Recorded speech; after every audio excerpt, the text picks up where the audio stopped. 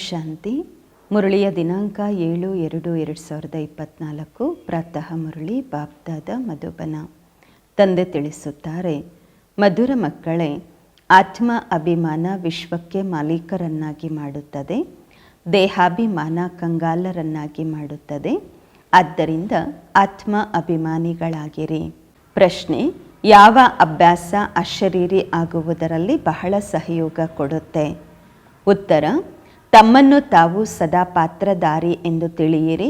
ಹೇಗೆ ಪಾತ್ರಧಾರಿಗಳು ಪಾತ್ರ ಪೂರ್ತಿಯಾದ ಕೂಡಲೇ ವಸ್ತ್ರಗಳನ್ನು ಬಿಚ್ಚುತ್ತಾರೆ, ಹಾಗೆಯೇ ತಾವು ಮಕ್ಕಳು ಸಹ ಈ ಅಭ್ಯಾಸ ಮಾಡಬೇಕು.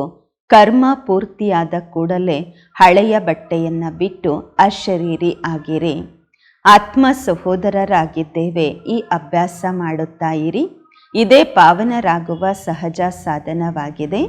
ಶರೀರವನ್ನು ನೋಡುವುದರಿಂದ ವಿಕಾರಿ ವಿಚಾರಗಳು ನಡೆಯುತ್ತವೆ. ಆದ್ದರಿಂದ ಅಶರೀರಿ ಆಗಿರಿ. ಓಂ ಶಾಂತಿ. ತಂದೆ ಕುಳಿತು ಮಕ್ಕಳಿಗೆ ತಿಳಿಸುತ್ತಾರೆ, ಏಕೆಂದರೆ ಬಹಳ ಬುದ್ಧಿಹೀನರಾಗಿದ್ದಾರೆ ಮಕ್ಕಳು. 5000 ವರ್ಷಗಳಿಗೆ ಮೊದಲು ಕೂಡ ತಮಗೆ ತಿಳಿಸಲಾಗಿತ್ತು ಮತ್ತು ದೈವಿ ಕರ್ಮವನ್ನೂ ಸಹ ಕಲಿಸಲಾಗಿತ್ತು. ತಾವು ದೇವಿ ದೇವತಾ ಧರ್ಮದಲ್ಲಿ ಬಂದಿದ್ದೀರಿ. ನಂತರ ಡ್ರಾಮಾ ಪ್ಲಾನ್ ಅನುಸಾರವಾಗಿ ಪುನರ್ಜನ್ಮಗಳನ್ನು ಪಡೆಯುತ್ತಾ ಕಲೆಗಳು ಕಡಿಮೆ ಆಗತ್ತಾ ಇಲ್ಲಿ ಪ್ರಾಕ್ಟಿಕಲ್ ಆಗಿ ಬಿಲ್ಕುಲ್ ಈ ಕಲೆಗಳೇ ಇಲ್ಲದಂತಾಗಿದೆ. ಏಕೆಂದರೆ ಇದಿರುವುದೇ ತಮೋ ಪ್ರಧಾನ ರಾವಣ ರಾಜ್ಯ.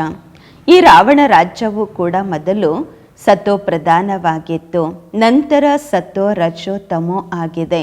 ಈಗಂತೂ ಬಿಲ್ಕುಲ್ ತಮೋ ಪ್ರಧಾನವಾಗಿದೆ. ಈಗ ಇದರ ಅಂತ್ಯವಾಗಲಿದೆ. ರಾವಣ ರಾಜ್ಯಕ್ಕೆ ಹೇಳಲಾಗುವುದು ಆಸುರಿ ರಾಜ್ಯವೆಂದು. ರಾವಣನನ್ನು ಸುಡುವ ಫ್ಯಾಷನ್ ಭಾರತದಲ್ಲಿಯೇ ಇದೆ.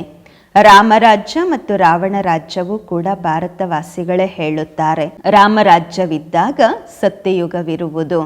ರಾವಣ ರಾಜ್ಯ ಈ ಕಲಿಯುಗದಲ್ಲಿದೆ. ಇದು ಬಹಳ ತಿಳಿದುಕೊಳ್ಳುವ ಮಾತಾಗಿದೆ. ಬಾಬಾರವರಿಗೆ ಆಶ್ಚರ್ಯವಾಗುತ್ತೆ. ಒಳ್ಳೊಳ್ಳೆಯ ಮಕ್ಕಳು ಸಹ ಪೂರ್ಣವಾಗಿ ತಿಳಿದುಕೊಳ್ಳದ ಕಾರಣದಿಂದಾಗಿ ತಮ್ಮ ಅದೃಷ್ಟವನ್ನೇ ಕೆಡಿಸಿಕೊಳ್ಳುತ್ತಾರೆ. ರಾವಣನ ಅವಗುಣಗಳು ಅಂಟಿಕೊಳ್ಳುತ್ತದೆ. ದೈವಿ ಗುಣಗಳನ್ನು ಸ್ವಯಂ ವರ್ಣನೆ ಮಾಡುತ್ತಾರೆ. ತಂದೆಯು ತಿಳಿಸುತ್ತಾರೆ, ತಾವೇ ಆ ದೇವತೆಗಳಾಗಿದ್ದೀರಿ. ತಾವೇ 84 ಜನ್ಮಗಳನ್ನು ಭೋಗಿಸಿದ್ದೀರಾ. ತಮಗೆ ವ್ಯತ್ಯಾಸವನ್ನು ತಿಳಿಸಲಾಗುತ್ತಿದೆ. ತಾವು ಯಾಕೆ ತಮೋ ಪ್ರಧಾನರಾಗಿದ್ದೀರಾ ಎಂದು. ಇದಾಗಿದೆ ರಾವಣ ರಾಜ್ಯ. ರಾವಣ ಎಲ್ಲರಿಗಿಂತ ದೊಡ್ಡ ಶತ್ರುವಾಗಿದ್ದಾರೆ. ಭಾರತವನ್ನು ಇಷ್ಟು ಕಂಗಾಲ್ ತಮೋ ಪ್ರಧಾನ ಮಾಡಿದ್ದಾರೆ. ರಾಮರಾಜ್ಯದಲ್ಲಿ ಇಷ್ಟು ಜನಸಂಖ್ಯೆ ಇರುವುದಿಲ್ಲ. ಅಲ್ಲಂತೂ ಒಂದೇ ಧರ್ಮವಿರುವುದು. ಇಲ್ಲಂತೂ ಎಲ್ಲರಲ್ಲಿ ವಿಕಾರಗಳೆಂಬ ಭೂತಗಳ ಪ್ರವೇಶತೆಯಾಗಿದೆ. ಕ್ರೋಧ, ಲೋಭ, ಮೋಹದ ಭೂತವೂ ಇದೆ ಅಲ್ವಾ? ನಾವು ಅವಿನಾಶಿಯಾಗಿದ್ದೇವೆ. ಈ ಶರೀರ ವಿನಾಶಿಯಾಗಿದೆ. ಇದು ಮರೆತು ಹೋಗುತ್ತೆ. ಆತ್ಮ ಅಭಿಮಾನಿಗಳಾಗಿರುವುದೇ ಇಲ್ಲ. ದೇಹದ ಅಭಿಮಾನ ಬಹಳ ಇದೆ. ದೇಹಾಭಿಮಾನ ಮತ್ತು ಆತ್ಮ ಅಭಿಮಾನದಲ್ಲಿ ಹಗಲು ರಾತ್ರಿಯಷ್ಟು ಅಂತರವಿದೆ. ಆತ್ಮ ಅಭಿಮಾನಿಗಳು ದೇವಿ ದೇವತೆಗಳಾಗಿರುತ್ತಾರೆ, ಪೂರ್ತಿ ವಿಶ್ವಕ್ಕೆ ಮಾಲೀಕರಾಗುತ್ತಾರೆ. ದೇಹಾಭಿಮಾನ ಇರುವುದರಿಂದ ಕಂಗಾಲಾಗುತ್ತಾರೆ. ಭಾರತ ಚಿನ್ನದ ಪಕ್ಷಿಯಾಗಿತ್ತು. ಬಲೆ ಹೇಳ್ತಾರೆ, ಆದರೆ ತಿಳಿದುಕೊಳ್ಳುವುದಿಲ್ಲ. ಶಿವ ತಂದೆ ಬರುವುದೇ ದೈವಿ ಬುದ್ಧಿ ಉಳ್ಳವರನ್ನಾಗಿ ಮಾಡಲು. ತಂದೆ ಹೇಳುತ್ತಾರೆ, ಮಧುರಾತಿ ಮಧುರ ಮಕ್ಕಳೇ, ನಿಮ್ಮನ್ನು ವಿಶ್ವಕ್ಕೆ ಮಾಲೀಕರನ್ನಾಗಿ ಮಾಡುತ್ತೇನೆ. ಈ ಲಕ್ಷ್ಮೀನಾರಾಯಣರು ವಿಶ್ವಕ್ಕೆ ಮಾಲೀಕರಾಗಿದ್ದರು. ಯಾವಾಗಾದರೂ ಕೇಳಿದ್ದೀರಾ ಅವರಿಗೆ ರಾಜ್ಯ ಯಾರು ಕೊಟ್ಟರು ಅಂತ ಹೇಳಿ? ಅವರು ಯಾವ ಅಂತಹ ಕರ್ಮವನ್ನು ಮಾಡಿದ್ದಾರೆ ಅಂತಹ ಶ್ರೇಷ್ಠ ಪದವಿಯನ್ನು ಪಡೆಯಲು? ಕರ್ಮಗಳ ಮಾತಿದೆ ಅಲ್ವಾ? ಮನುಷ್ಯರು ಆಸುರಿ ಕರ್ಮವನ್ನು ಮಾಡುತ್ತಾರೆ ಅಂದಾಗ ಕರ್ಮ ವಿಕರ್ಮವಾಗುವುದು. ಸತ್ಯಯುಗದಲ್ಲಿ ಪ್ರತಿಯೊಂದು ಕರ್ಮವೂ ಅಕರ್ಮವಾಗುವುದು. ಅಲ್ಲಿ ಕರ್ಮಗಳ ಖಾತೆ ಇರುವುದಿಲ್ಲ. ತಂದೆ ತಿಳಿಸುತ್ತಾರೆ, ತಿಳಿದುಕೊಳ್ಳದ ಕಾರಣದಿಂದಾಗಿ ಬಹಳಷ್ಟು ಜನ ವಿಘ್ನಗಳನ್ನು ಹಾಕುತ್ತಾರೆ. ಹೇಳ್ತಾರೆ ಶಿವ ಶಂಕರ ಒಬ್ಬರೇ ಎಂದು. ಅರೆ, ಶಿವ ನಿರಾಕಾರ ಆಗಿದ್ದಾರೆ. ಅವರನ್ನು ಒಂಟಿಯಾಗಿ ತೋರಿಸುತ್ತಾರೆ. ಶಂಕರ ಪಾರ್ವತಿಯನ್ನು ತೋರಿಸುತ್ತಾರೆ. ಇಬ್ಬರ ಕರ್ತವ್ಯಗಳು ಬಿಲ್ಕುಲ್ ಭಿನ್ನವಾಗಿದೆ. ಶಿವ ಮತ್ತೆ ಶಂಕರನ ಕರ್ತವ್ಯ. ಮಿನಿಸ್ಟರ್ ಮತ್ತೆ ಪ್ರೆಸಿಡೆಂಟ್ ಅನ್ನ ಒಬ್ಬರೇ ಎಂದು ಹೇಗೆ ಹೇಳುತ್ತೀರಾ? ಇಬ್ಬರ ಪದವಿ ಬಿಲ್ಕುಲ್ ಬೇರೆಯಾಗಿದೆ. ಮತ್ತು ಶಿವ ಶಂಕರರನ್ನ ಒಬ್ಬರೇ ಎಂದು ಹೇಗೆ ಹೇಳುತ್ತೀರಾ? ಇದನ್ನು ತಿಳಿದುಕೊಳ್ಳುತ್ತಾರೆ. ರಾಮ ಸಂಪ್ರದಾಯದಲ್ಲಿ ಬರುವುದಿಲ್ಲ, ಯಾರು ತಿಳಿದುಕೊಳ್ಳುವುದಿಲ್ಲ ಅವರು ರಾಮನ ಸಂಪ್ರದಾಯದಲ್ಲಿ ಬರುವುದಿಲ್ಲ. ಆಸುರಿ ಸಂಪ್ರದಾಯದವರು ನಿಂದನೆ ಮಾಡುತ್ತಿರುತ್ತಾರೆ, ವಿಘ್ನಗಳನ್ನ ಹಾಕುತ್ತಾರೆ. ಏಕೆಂದರೆ ಅವರಲ್ಲಿ ಪಂಚವಿಕಾರಗಳಿದೆ ಅಲ್ವಾ? ದೇವತೆಗಳು ಸಂಪೂರ್ಣ ನಿರ್ವಿಕಾರಿಗಳು, ಅವರಿಗೆ ಎಷ್ಟು ಶ್ರೇಷ್ಠ ಪದವಿ ಇದೆ. ಈಗ ತಾವು ತಿಳಿದುಕೊಳ್ಳುತ್ತೀರಾ ನಾವು ಎಷ್ಟು ವಿಕಾರಿಗಳಾಗಿದ್ದೆವು. ವಿಕಾರದಿಂದಲೇ ಜನ್ಮವಾಗುವುದು. ಸನ್ಯಾಸಿಗಳು ಸಹ ವಿಕಾರದಿಂದಲೇ ಜನ್ಮವನ್ನು ಪಡೆದುಕೊಳ್ಳುತ್ತಾರೆ, ನಂತರ ಸನ್ಯಾಸ ಮಾಡುತ್ತಾರೆ. ಸತ್ಯಯುಗದಲ್ಲಿ ಈ ಮಾತುಗಳು ಇರುವುದಿಲ್ಲ. ಸನ್ಯಾಸಿಗಳು ಸತ್ಯಯುಗವನ್ನ ತಿಳಿದುಕೊಳ್ಳುವುದೇ ಇಲ್ಲ. ಹೇಳುತ್ತಾರೆ ಸತ್ಯಯುಗ ಇದೆ ಎಂದು. ಹೇಗೆ ಹೇಳುತ್ತಾರೆ? ಶ್ರೀಕೃಷ್ಣ ಅಜೀರ್ ಆಜೂರ್ ಎಂದು, ರಾಧೆಗೂ ಕೂಡ ಎಲ್ಲ ಕಡೆ ಇದ್ದಾರೆ ಅಂತ ಹೇಳ್ತಾರೆ. ಅನೇಕ ಮತಾಂತರಗಳು, ಅನೇಕ ಧರ್ಮಗಳಾಗಿವೆ. ಅರ್ಧ ಕಲ್ಪ ದೈವಿ ಮತ ನಡೆಯುವುದು. ಈಗ ತಮಗೆ ದೈವಿ ಮತ ಸಿಗುತ್ತಿದೆ.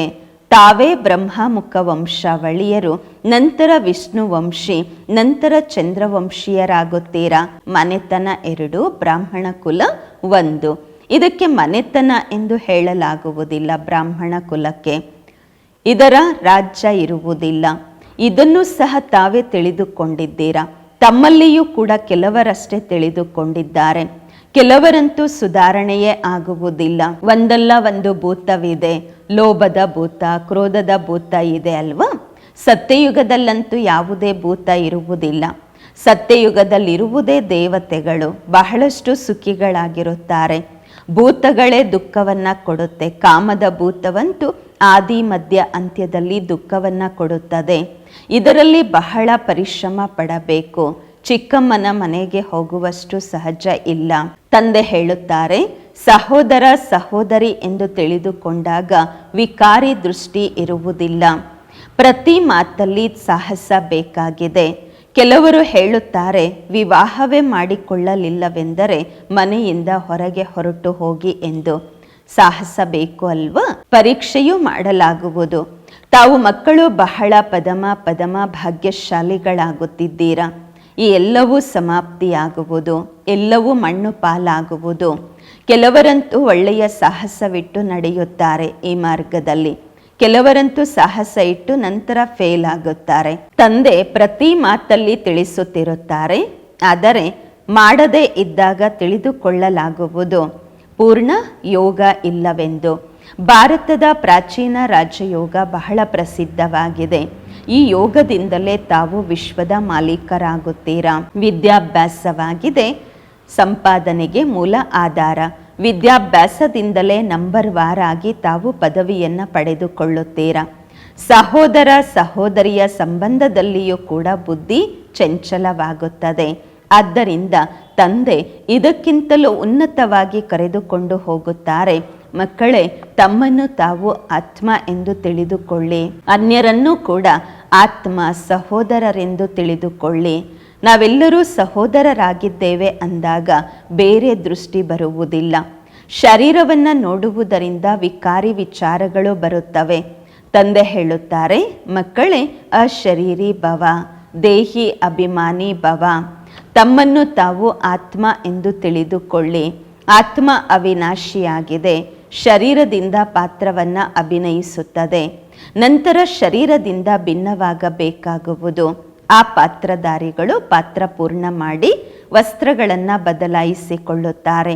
ನೀವಂತೂ ಈಗ ಹಳೆಯ ಶರೀರವನ್ನು ಬಿಟ್ಟು ಹೊಸ ವಸ್ತ್ರವನ್ನು ಧರಿಸಬೇಕಾಗಿದೆ. ಈ ಸಮಯದಲ್ಲಿ ಆತ್ಮವೂ ತಮೋಪ್ರಧಾನ, ಶರೀರವೂ ಕೂಡ ತಮೋಪ್ರಧಾನವಾಗಿದೆ. ತಮೋಪ್ರಧಾನ ಆತ್ಮ ಮುಕ್ತಿಯಲ್ಲಿ ಹೋಗಲಾಗುವುದಿಲ್ಲ. ಪವಿತ್ರರಾದಾಗಲೇ ಹೋಗಬಹುದಾಗಿದೆ. ಅಪವಿತ್ರ ಆತ್ಮರು ವಾಪಸ್ ಹೋಗಲು ಸಾಧ್ಯವಿಲ್ಲ. ಸುಳ್ಳನ್ನ ಹೇಳುತ್ತಿರುತ್ತಾರೆ. ಇಂತಹವರು ಬ್ರಹ್ಮತತ್ವದಲ್ಲಿ ಲೀನವಾದರೆಂದು. ಒಬ್ಬರು ಸಹ ಹೋಗಲಾಗುವುದಿಲ್ಲ. ಅಲ್ಲಿ ಹೇಗೆ ವೃಕ್ಷ ತಯಾರಾಗಿದೆ ಹಾಗೆಯೇ ಇರುವುದು. ತಾವು ಬ್ರಾಹ್ಮಣ ಮಕ್ಕಳು ತಿಳಿದುಕೊಂಡಿದ್ದೀರಾ. ಗೀತೆಯಲ್ಲಿ ಬ್ರಾಹ್ಮಣರ ಹೆಸರು ತೋರಿಸಿಲ್ಲ.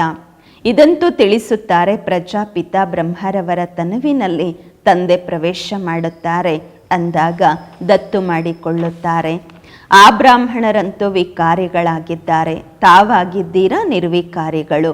ನಿರ್ವಿಕಾರಿ ಆಗುವುದರಲ್ಲಿ ಬಹಳ ಸಹನೆ ಮಾಡಿಕೊಳ್ಳಬೇಕಾಗುವುದು. ಹೆಸರು ರೂಪ ನೋಡುವುದರಿಂದ ಅನೇಕರಿಗೆ ವಿಕಲ್ಪಗಳು ಬರುತ್ತವೆ. ಸಹೋದರ ಸಹೋದರಿಯ ಸಂಬಂಧದಲ್ಲಿಯೂ ಕೂಡ ಬಿದ್ದು ಹೋಗುತ್ತಾರೆ. ಬರೆಯುತ್ತಾರೆ, ಬಾಬಾ ನಾವು ಕೆಟ್ಟು ಹೋಗಿದ್ದೇವೆ, ಕಪ್ಪು ಮುಖ ಮಾಡಿಕೊಂಡಿದ್ದೇವೆ ಎಂದು. ತಂದೆ ಹೇಳುತ್ತಾರೆ, ವಾಹ, ನಾನು ಹೇಳಿದ್ದೆ ಸಹೋದರ ಸಹೋದರಿ ಆಗಿ ಇರಿ ಎಂದು. ನೀವು ಮತ್ತೆ ಈ ಕೆಟ್ಟ ಕೆಲಸಗಳನ್ನ ಮಾಡಿದ್ದೀರಾ. ಅವರಿಗೆ ಮತ್ತೆ ಬಹಳ ಕಠಿಣ ಶಿಕ್ಷೆ ಸಿಗುವುದು. ಹಾಗೆ ನೋಡಿದ್ರೆ ಯಾರನ್ನಾದ್ರೂ ಕೆಡಿಸಿದ್ರೆ ಅವರನ್ನ ಜೈಲಲ್ಲಿ ಹಾಕ್ತಾರೆ. ಭಾರತ ಎಷ್ಟು ಪವಿತ್ರವಾಗಿತ್ತು. ಬಾಬಾ ಹೇಳ್ತಾರೆ, ನಾನೇ ಸ್ಥಾಪನೆ ಮಾಡಿದ್ದೆ. ಅದರ ಹೆಸರಾಗಿದೆ ಶಿವಾಲಯ. ಈ ಜ್ಞಾನವೂ ಕೂಡ ಯಾರಲ್ಲಿಯೂ ಇಲ್ಲ. ಬಾಕಿ ಶಾಸ್ತ್ರಗಳು ಏನೆಲ್ಲ ಇದೆ, ಭಕ್ತಿ ಮಾರ್ಗದ ಕರ್ಮಕಾಂಡವಾಗಿದೆ. ಸತ್ಯಯುಗದಲ್ಲಿ ಎಲ್ಲರೂ ಸದ್ಗತಿಯಲ್ಲಿರುತ್ತಾರೆ. ಆದ್ದರಿಂದ ಅಲ್ಲಿ ಯಾರೂ ಪುರುಷಾರ್ಥ ಮಾಡುವುದಿಲ್ಲ. ಇಲ್ಲಿ ಎಲ್ಲರೂ ಗತಿ ಸದ್ಗತಿಗಾಗಿ ಪುರುಷಾರ್ಥ ಮಾಡುತ್ತಾರೆ, ಏಕೆಂದರೆ ದುರ್ಗತಿಯಲ್ಲಿದ್ದಾರೆ. ಗಂಗಾ ಸ್ನಾನ ಮಾಡಲು ಹೋಗುತ್ತಾರೆ. ಆಗ ಗಂಗೆಯ ನೀರು ಸದ್ಗತಿ ಕೊಡುತ್ತೇನು? ಪತಿತರನ್ನ ಪಾವನ ಮಾಡುತ್ತಾ ನೀರು ಏನೂ ತಿಳಿದುಕೊಂಡಿಲ್ಲ. ನಿಮ್ಮಲ್ಲಿಯೂ ಕೂಡ ನಂಬರ್ ವಾರಿದ್ದೀರಾ. ಕೆಲವರಂತೂ ಸ್ವಯಂವೇ ತಿಳಿದುಕೊಳ್ಳುವುದಿಲ್ಲ. ಅಂದಾಗ ಅನ್ಯರಿಗೆ ಏನು ತಿಳಿಸುತ್ತಾರೆ? ಆದ್ದರಿಂದ ಬಾಬಾರವರು ಅಂತಹವರನ್ನ ಸರ್ವಿಸ್ಗಾಗಿ ಕಳಿಸುವುದಿಲ್ಲ. ಗಾಯನ ಮಾಡುತ್ತಿರುತ್ತಾರೆ, ಬಾಬಾ ನೀವು ಬಂದರೆ ನಿಮ್ಮ ಶ್ರೀಮತದಂತೆ ನಡೆದು ದೇವತೆಗಳಾಗುತ್ತೇವೆ ಎಂದು. ದೇವತೆಗಳಿರುವುದು ಸತ್ಯಯುಗ ತ್ರೇತಾಯುಗದಲ್ಲಿ. ಇಲ್ಲಂತೂ ಎಲ್ಲರೂ ಇದಕ್ಕಿಂತ ಜಾಸ್ತಿ ಕಾಮವಿಕಾರದಲ್ಲಿ ಸಿಕ್ಕಿಕೊಂಡಿದ್ದಾರೆ. ಕಾಮವಿಕಾರವಿಲ್ಲದೆ ಇರುವುದಿಲ್ಲ. ಈ ವಿಕಾರ ಹೇಗೆ ತಂದೆ ತಾಯಿಯ ಆಸ್ತಿಯಾಗಿದೆ. ಇಲ್ಲಿ ನಿಮಗೆ ಸಿಗತ್ತೆ ರಾಮನ ಆಸ್ತಿ, ಶಿವ ತಂದೆಯಿಂದ ಪವಿತ್ರತೆಯ ಆಸ್ತಿ ಸಿಗತ್ತೆ. ಅಲ್ಲಂತೂ ಸತ್ಯಯುಗದಲ್ಲಿ ವಿಕಾರದ ಮಾತೇ ಇರುವುದಿಲ್ಲ. ಭಕ್ತರು ಹೇಳುತ್ತಾರೆ ಶ್ರೀಕೃಷ್ಣ ಭಗವಂತ ಎಂದು. ನೀವು ಅವರಿಗೆ 84 ಜನ್ಮಗಳಲ್ಲಿ ತೋರಿಸುತ್ತೀರಾ. ಅರೆ, ಭಗವಂತ ಅಂತೂ ನಿರಾಕಾರ ಆಗಿದ್ದಾರೆ. ಅವರ ಹೆಸರಾಗಿದೆ ಶಿವ. ತಂದೆ ಎಷ್ಟು ಒಳ್ಳೆಯ ರೀತಿ ತಿಳಿಸುತ್ತಾರೆ. ದಯೆಯೂ ಬರುತ್ತದೆ. ತಂದೆ ದಯಾ ಹೃದಯಿ ಆಗಿದ್ದಾರೆ ಅಲ್ವಾ? ಎಷ್ಟು ಒಳ್ಳೆಯ ಬುದ್ಧಿವಂತ ಮಕ್ಕಳು ಇದ್ದಾರೆ. ಎಷ್ಟು ಒಳ್ಳೆ ಆಕರ್ಷಣೆ ಇರುತ್ತೆ, ಆಡಂಬರವಿರುತ್ತೆ. ಯಾರಲ್ಲಿ ಜ್ಞಾನ ಮತ್ತು ಯೋಗದ ಶಕ್ತಿ ಇರುತ್ತೆ ಅವರು ಆಕರ್ಷಣೆ ಮಾಡುತ್ತಾರೆ. ವಿದ್ಯಾವಂತರಿಗೆ ಸತ್ಕಾರವೂ ಕೂಡ ಚೆನ್ನಾಗಿ ಸಿಗತ್ತೆ ಅಲ್ವಾ? ಅವಿದ್ಯಾವಂತರಿಗೆ ಸತ್ಕಾರ ಸಿಗುವುದಿಲ್ಲ. ಇಲ್ಲಂತೂ ತಿಳಿದುಕೊಂಡಿದ್ದೀರಾ, ಈ ಸಮಯದಲ್ಲಿ ಎಲ್ಲರೂ ಆಸುರಿ ಸಂಪ್ರದಾಯದವರಾಗಿದ್ದಾರೆ. ಏನನ್ನೂ ತಿಳಿದುಕೊಳ್ಳುವುದಿಲ್ಲ. ಶಿವ ಮತ್ತು ಶಂಕರನ ಅಂತರವನ್ನಂತೂ ಬಿಲ್ಕುಲ್ ಕ್ಲಿಯರ್ ಆಗಿ ತಿಳಿಸಬೇಕು. ಅವರಾಗಿದ್ದಾರೆ ಶಿವ ತಂದೆ ಮೂಲವತನವಾಸಿ, ಶಂಕರ ಆಗಿದ್ದಾರೆ ಸೂಕ್ಷ್ಮವತನವಾಸಿ. ಅಂದಾಗ ಇಬ್ಬರು ಒಬ್ಬರೇ ಹೇಗೆ ಆಗಲು ಸಾಧ್ಯ? ಇದಂತೂ ತಮೋ ಪ್ರಧಾನ ಪ್ರಪಂಚವಾಗಿದೆ. ರಾವಣ ಶತ್ರುವಾಗಿದ್ದಾರೆ. ಆಸುರಿ ಸಂಪ್ರದಾಯ ತಮ್ಮ ಸಮಾನ ಮಾಡಿಕೊಳ್ಳುತ್ತಾರೆ. ಈಗ ತಂದೆ ತಮ್ಮನ್ನ ತಮ್ಮ ಸಮಾನ ದೈವಿ ಸಂಪ್ರದಾಯ ಮಾಡುತ್ತಾರೆ. ಅಲ್ಲಿ ರಾವಣ ಇರುವುದಿಲ್ಲ. ಅರ್ಧ ಕಲ್ಪ ರಾವಣನ ಗೊಂಬೆ ಮಾಡಿ ಸುಡುತ್ತಾರೆ. ರಾಮರಾಜ್ಯವಿರುವುದು ಸತ್ಯಯುಗದಲ್ಲಿ. ಗಾಂಧೀಜಿ ರಾಮರಾಜ್ಯವನ್ನ ಬಯಸುತ್ತಿದ್ದರು. ಆದರೆ ಸ್ಥಾಪನೆ ಹೇಗೆ ಮಾಡೋದು, ಯಾರು ಮಾಡುತ್ತಾರೆ ಅದು ಗೊತ್ತಿರಲಿಲ್ಲ. ಆತ್ಮ ಅಭಿಮಾನಿಯಾಗುವ ಶಿಕ್ಷಣವನ್ನು ಯಾರು ಕೊಡುತ್ತಾ ಇರಲಿಲ್ಲ. ತಂದೆಯೇ ಸಂಗಮ ಯುಗದಲ್ಲಿ ಹೇಳುತ್ತಾರೆ, ಮಕ್ಕಳೇ ಆತ್ಮ ಅಭಿಮಾನಿಗಳಾಗಿರಿ. ಇದಾಗಿದೆ ಉತ್ತಮರಾಗುವಂತಹ ಯುಗ. ತಂದೆ ಎಷ್ಟು ಪ್ರೀತಿಯಿಂದ ತಿಳಿಸುತ್ತಿರುತ್ತಾರೆ. ಗಳಿಗೆ ಗಳಿಗೆಗೂ ಎಷ್ಟು ಪ್ರೀತಿಯಿಂದ ತಂದೆಯನ್ನು ನೆನಪು ಮಾಡಬೇಕು. ಬಾಬಾ ನಿಮ್ಮದಂತೂ ಚಮತ್ಕಾರವಾಗಿದೆ. ನಾವು ಎಷ್ಟು ಕಲ್ಲು ಬುದ್ಧಿ ಉಳ್ಳವರಾಗಿದ್ದೆವು. ತಾವು ನಮ್ಮನ್ನು ಎಷ್ಟು ಶ್ರೇಷ್ಠರನ್ನಾಗಿ ಮಾಡುತ್ತಿದ್ದೀರಾ. ನಿಮ್ಮ ಮತವಿಲ್ಲದೆ ನಾವು ಯಾರ ಮತದಂತೆಯೂ ನಡೆಯುವುದಿಲ್ಲ ಬಾಬಾ. ನಿಮ್ಮ ಮತದಂತೆಯೇ ನಡೆಯುತ್ತೇವೆ. ಅಂತಿಮದಲ್ಲಿ ಎಲ್ಲರೂ ಹೇಳುತ್ತಾರೆ, ಬ್ರಹ್ಮ ಕುಮಾರ ಕುಮಾರಿಯರಂತೂ ದೈವಿ ಮತದಂತೆ ನಡೆಯುತ್ತಿದ್ದಾರೆ. ಎಷ್ಟು ಒಳ್ಳೊಳ್ಳೆ ಮಾತುಗಳನ್ನು ಹೇಳುತ್ತಾರೆ. ಆದಿ ಮಧ್ಯ ಅಂತ್ಯದ ಪರಿಚಯವನ್ನು ಕೊಡುತ್ತಾರೆಂದು ಎಲ್ಲರೂ ಹೇಳುತ್ತಾರೆ. ಕ್ಯಾರೆಕ್ಟರೂ ಸಹ ಸುಧಾರಣೆ ಆಗುವುದು. ಒಳ್ಳೆಯದು. ಮಧುರಾತಿ ಮಧುರ ಅಗಲಿ ಹೋಗಿ ಮರಳಿ ಸಿಕ್ಕಿರುವ ಮಕ್ಕಳ ಪ್ರತಿಯಾಗಿ ಮಾತ್ಪಿತಾ ಬಾಪ್ದಾದಾರವರ ನೆನಪು, ಪ್ರೀತಿ, ಬೆಳಗಿನ ವಂದನೆಗಳು. ಆತ್ಮಿಕ ಮಕ್ಕಳಿಗೆ ಆತ್ಮಿಕ ತಂದೆಯ ನಮಸ್ಕಾರಗಳು. ನಾವು ಆತ್ಮಿಕ ಮಕ್ಕಳಿಂದ ಆತ್ಮಿಕ ಮಾತ್ಪಿತಾ ಬಾಪ್ದಾದಾರವರಿಗೆ ನೆನಪು, ಪ್ರೀತಿ, ಬೆಳಗಿನ ವಂದನೆಗಳು ಹಾಗೂ ನಮಸ್ಕಾರಗಳು. ಧಾರಣೆಗಾಗಿ ಮುಖ್ಯ ಸಾರ ಫಸ್ಟ್ ಪಾಯಿಂಟ್ ಆಗಿದೆ. ದೃಷ್ಟಿಯನ್ನು ಶುದ್ಧ ಪವಿತ್ರ ಮಾಡಿಕೊಳ್ಳಲು ಯಾರ ನಾಮ ರೂಪವನ್ನು ನೋಡದೆ ಅಶರೀರಿಯಾಗುವ ಅಭ್ಯಾಸ ಮಾಡಬೇಕು. ಸ್ವಯಂವನ್ನು ಆತ್ಮ ಎಂದು ತಿಳಿದು ಆತ್ಮ ಸಹೋದರರ ಜೊತೆ ಮಾತನಾಡಬೇಕು.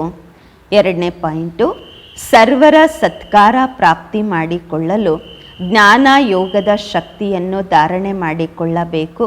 ದೈವಿ ಗುಣಗಳಿಂದ ಸಂಪನ್ನರಾಗಬೇಕು. ಕ್ಯಾರೆಕ್ಟರ್ ಸುಧಾರಿಸುವಂತಹ ಸೇವೆ ಮಾಡಬೇಕು.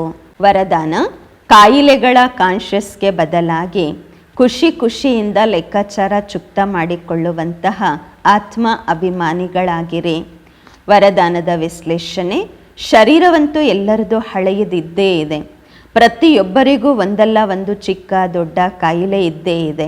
ಆದರೆ ಶರೀರದ ಪ್ರಭಾವ ಒಂದು ವೇಳೆ ಮನಸ್ಸಿನ ಮೇಲೆ ಬಂತೆಂದರೆ ಡಬಲ್ ಕಾಯಿಲೆ ಉಳ್ಳವರು ಆಗುತ್ತೀರಾ. ಕಾಯಿಲೆಯ ಕಾನ್ಷಿಯಸ್ ಆಗಿಬಿಡ್ತೀರಾ. ಅದಕ್ಕೋಸ್ಕರ ಮನಸ್ಸಿನಲ್ಲಿ ಎಂದಿಗೂ ಕೂಡ ಕಾಯಿಲೆಯ ರೋಗದ ಸಂಕಲ್ಪ ಬರಬಾರದು. ಆಗ ಹೇಳಬಹುದು ಆತ್ಮ ಅಭಿಮಾನಿಗಳೆಂದು. ಕಾಯಿಲೆಗಳಿಗೆ ಎಂದಿಗೂ ಹೆದರಬಾರದು. ಸ್ವಲ್ಪ ಔಷಧಗಳೆಂಬ ಫ್ರೂಟ್ಸನ್ನು, ಹಣ್ಣುಗಳನ್ನು ತಿಂದು ಅದಕ್ಕೆ ವಿದಾಯಿ ಕೊಡಿ. ಖುಷಿಯಿಂದ ಲೆಕ್ಕಾಚಾರವನ್ನು ಚುಕ್ತ ಮಾಡಿಕೊಳ್ಳಿ. ಸ್ಲೋಗನ್: ಪ್ರತಿ ಗುಣ ಪ್ರತಿ ಶಕ್ತಿಯ ಅನುಭವ ಮಾಡುವುದು ಎಂದರೆ ಅರ್ಥ ಅನುಭವಿ ಮೂರ್ತರು ಆಗುವುದಾಗಿದೆ. ಓಂ ಶಾಂತಿ.